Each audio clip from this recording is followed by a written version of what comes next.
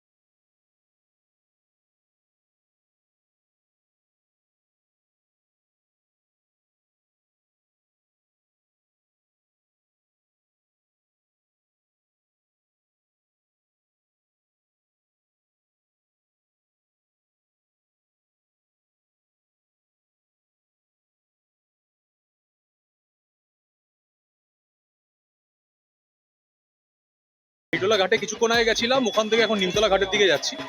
তো ওখানে কিছু ছোট পুজো দেখলাম ভাসান হচ্ছে, এখানে মেজর পুজোগুলো ভাসান হবে, তো সেগুলোই তুলে ধরবো। আহিরটোলা ঘাট থেকে নিমতলা ঘাটের দিকে যেতে গিয়ে আমরা একটা 100 বছর পুরনো লিট্টি চোখা আর চায়ের দোকানের খোঁজ পেলাম। খাবারের দোকানের ভিডিওটা আমরা একটা আলাদা ভিডিওতে করেছি, তো আপনারা দেখতে চাইলে সেটা এই স্ক্রিনের ওপরে ইনফরমেশন আইকনে ক্লিক করলে দেখতে পাবেন, অথবা এই ভিডিওর শেষে আমরা তার ভিডিও লিঙ্কটা শেয়ার করে দিয়েছি।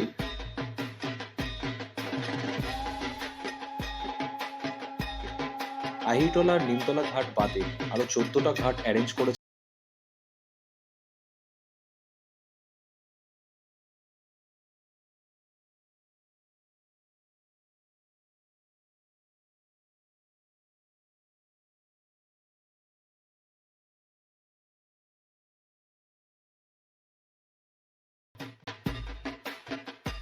সব পুজো মণ্ডপদের ঘোষণা করে দেওয়া হয়েছে যে তাদের ঠাকুর ভাসান যেন 8 অক্টোবরের মধ্যে ভাসান হয়ে যায়। ছোট ঠাকুরগুলো ম্যাক্সিমামই আহিরটোলা ঘাটে বিসর্জন হয়, আর বড় ঠাকুর সবই প্রায় নিমতলা ঘাট আর বাদবাকি ঘাটে হয়।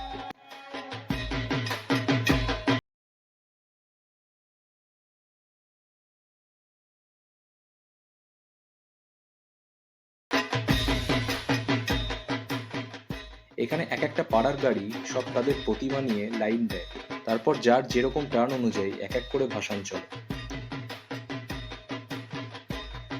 যা দেখছি, নিমতলা ঘাটে গঙ্গার কাছাকাছি যাওয়ার নিষেধ করে দিয়েছে পুলিশ। শুধু ভাসান দেওয়ার সময় যাদের যাদের পাড়ার ঠাকুর, সেই পাড়ার থেকে 2 জন বিসর্জনের সময় জলের কাছাকাছি যেতে পারবে। এটাই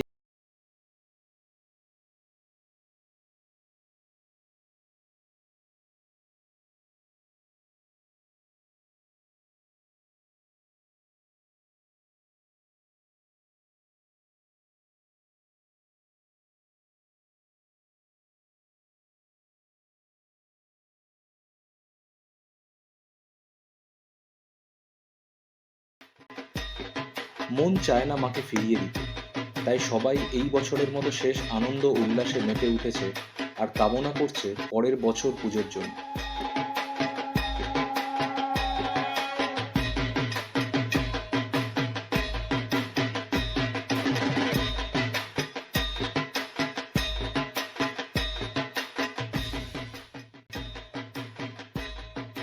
মা ফিরে চলেছেন কৈলাস পর্বতে, আবার 365 দিনের অপেক্ষা আমাদের। সকলকে জানাই বিজয়া দশমীর প্রীতি ও শুভেচ্ছা ও আন্তরিক অভিনন্দন।